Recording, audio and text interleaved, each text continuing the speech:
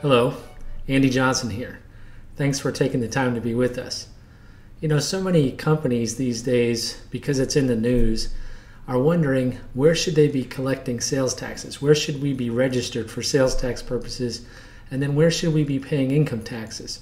Just because we have customers in another state, do we have to collect tax from them?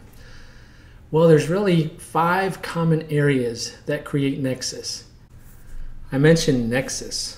Well, what is Nexus? Nexus is that minimum connection a state must have with you or you with them that gives them the legal right, according to the U.S. Supreme Court, to force you to either pay their tax, pay their income tax, or to collect their sales tax.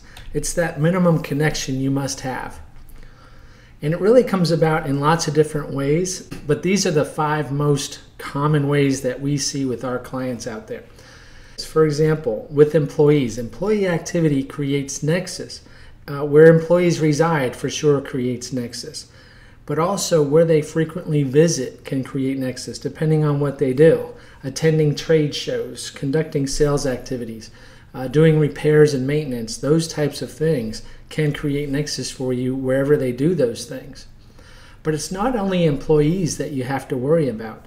Independent contractors can also create Nexus for you, especially independent sales reps. Even if they're not employees, they could be 1099 commission paid. They could be non-exclusive brokers. And it could just be one that creates Nexus for you in a state. A lot of people are surprised about that.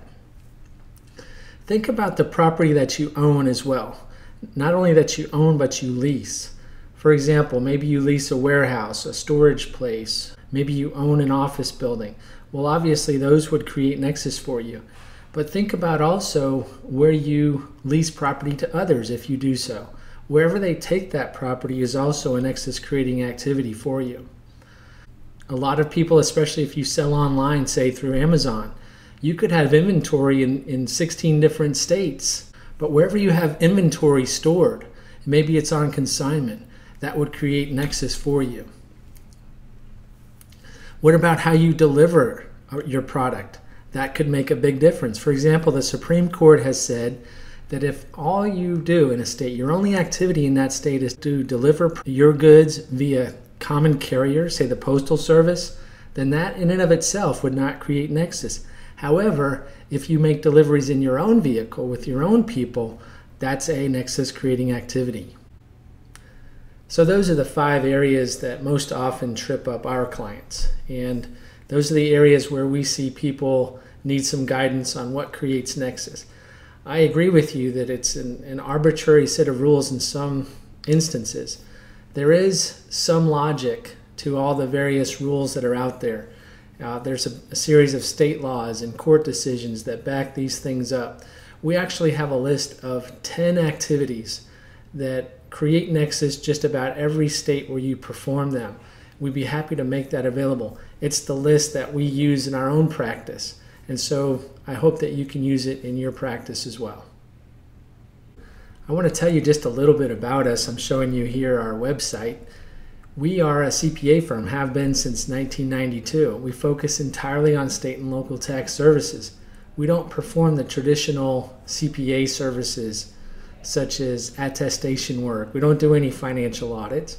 We don't even do federal income tax work, strictly state and local taxes. That makes us uniquely positioned to work together with CPAs to help them solve the problems for their clients. In fact, we even can help CPAs build out their own state and local tax practice if they so desire. So where do we go from here? How do we take this to the next level? So we focus entirely on state and local taxes. Well, that's great, but how does that benefit you specifically? What I would like to do is invite you to schedule with us a brief 15-minute presentation in which we will attempt to show you how you can use us to expand your service offerings, how you can use state and local tax services to attract new clients, to differentiate yourself from your competitors, how to get more work from your existing client base, and then finally, how can you use state and local tax services to spread your work over more of the year so you can get out of that busy season crunch.